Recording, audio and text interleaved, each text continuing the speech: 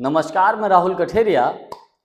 2024 के लोकसभा के चुनाव के 2 चरणों की वोटिंग हो चुकी है, लेकिन 2 चरणों की वोटिंग के बाद जो रुझान निकलकर सामने आ रहे हैं, वो बेहद चौंकाने वाले हैं और इन रुझानों से भारतीय जनता पार्टी बेहद चिंतित है। और इसको लेकर भारतीय जनता पार्टी की तरफ से, मोदी जी की तरफ से इमरजेंसी मीटिंग्स भी बुलाई जा चुकी हैं। और इमरजेंसी मीटिंग तभी बुलाई जाती है जब बेहद स्थिति गंभीर हो। तो जो रुझान है वो रुझान ये है कि भारतीय जनता पार्टी पिछले 2 चरणों में जो वोटिंग हुई है उसमें पिछड़ती हुई दिख रही है।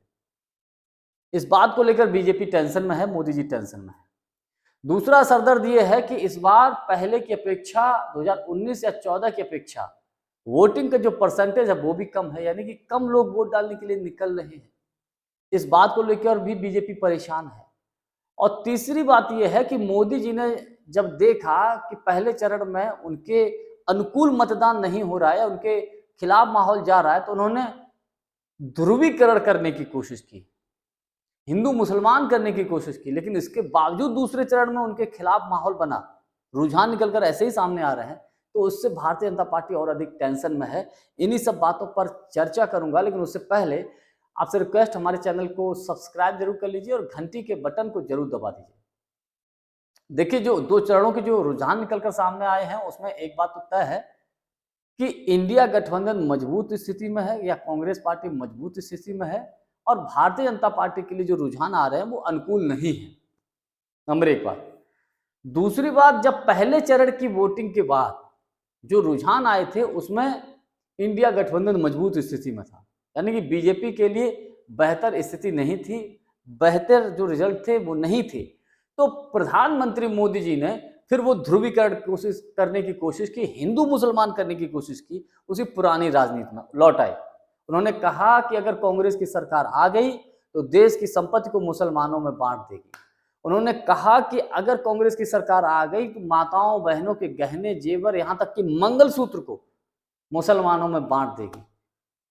ये प्रधानमंत्री मोदी जी ने एक बार फिर हिंदू मुस्लिम करने की कोशिश की। लेकिन हुआ क्या, दूसरे चरण की जब वोटिंग हुई, जब रुझान निकलकर सामने आए, तो सब फेल। यानी कि इतना सब करने के बावजूद, मोदी जी ने सारे हथकंडे अपनाने के बावजूद लोग खुलकर वोटिंग नहीं कर रहे हैं, वोट प्रतिशत बढ़ ही नहीं रहा है।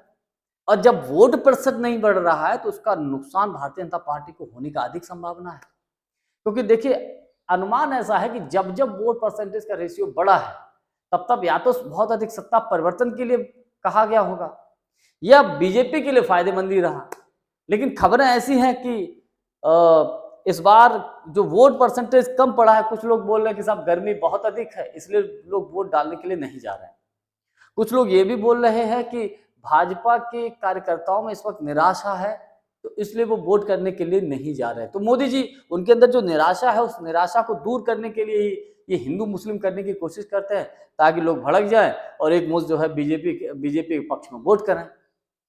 और तीसरी बात यह है कि संघ भी उतना सपोर्ट नहीं कर रहा। आरएसएस की तरफ से खबर यह है कि आरएसएस खुलकर भारतीय जनता पार्टी और मोदी जी के लिए अब काम नहीं कर रहा है। खबर ऐसी है कि कुछ दिन पहले प्रधानमंत्री मोदी जी नागपुर में रुके थे। पिछले 10 सालों में कभी नहीं रुके, लेकिन पहली बार नागपुर में जाकर रुके और संघ के नेताओं से मिलने की कोशिश की, आरएसएस के मुखिया से मिलने की कोशिश की, लेकिन उन्होंने मिलने का समय नहीं दिया, ऐसी खबरें हैं। अब इसमें कितनी सच्चाई मैं इसकी पुष्टि नहीं करता, लेकिन ऐसी खबरें चली हैं।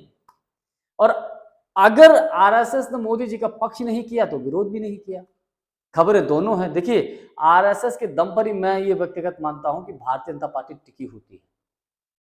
और मोदी जी ने आरएसएस को तो पिछले 10 सालों में एक साइड में कोने में बिठा रखा था, सिर्फ और सिर्फ मोदी जी चल रहे थे। तो अब मोदी जी को ये एहसास है, भारतीय जनता पार्टी को भी एहसास है कि बगैर आरएसएस के बीजेपी की भी नैया पार होती बड़ी मुश्किल दिख रही है। तो इन सारी चीजों को अगर विश्लेषण किया जाए, सारी बातों का, तो इसमें कोई दो राय नहीं है। पहले 2 चरणों की जो वोटिंग हुई है और उनके जो रुझान आए हैं, उसमें भारतीय जनता पार्टी पिछड़ती हुई दिख रही है। और अगर यह असर या यही रुझान या यही माहौल अगले 3, 4, 5 चरणों तक रहता है, तो फिर भारतीय जनता पार्टी के लिए 2024 के लोकसभा के चुनाव में बहुमत पाना बहुत मुश्किल हो जाएगा।